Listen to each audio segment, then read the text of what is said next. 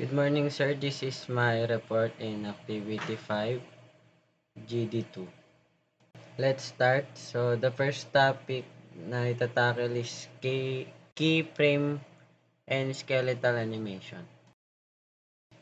Keyframe and skeletal animation. Keyframe and skeletal animation are two techniques commonly used in a computer animation and create movement in a characters or objects. First is keyframe animation.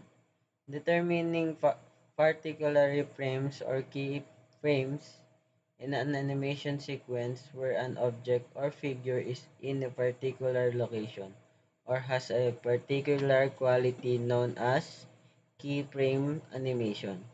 The animation program uses those keyframes as a point of reference to create or interpolate the subsequence.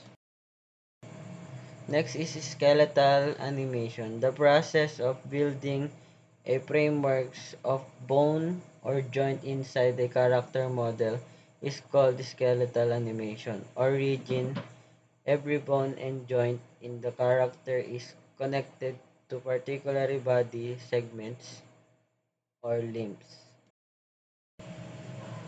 Blending and interpolation. Techniques like blending and interpolation are applied in data analysis, mathematics, and computer graphics. Among other areas, they initial fusing various components or data points together to produce an seamless transition between them.